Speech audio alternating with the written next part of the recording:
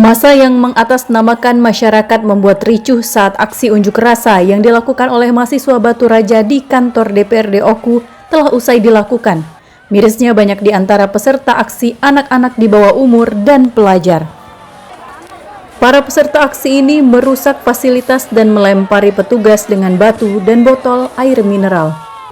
Petugas berhasil memukul mundur setelah beberapa kali memberikan peringatan dan menembakkan gas air mata.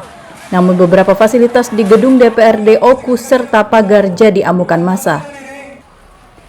Itu buntut dari peserta aksi yang tidak memiliki izin dari kepolisian memaksa masuk ke dalam gedung DPRD Oku namun dihalangi petugas. Jadi kalau tahu dari awal, nak demo apa, nak berapa uangnya, siapa yang tanggung jawab kalau ada apa-apa, itu semua kami harus tahu dari awal. Supaya kita kawal, aman, kondusif. Kalau ada apa-apa, nanti yang bertanggung jawab itulah yang kita minta pertanggungjawaban sesuai dengan undang-undang. Ya, kita menyampaikan pendapat dilindungi oleh undang-undang. Iya, tapi kan tidak disampaikan HMI itu masuk, Pak, dengan kami, Pak. Masyarakat, Pak.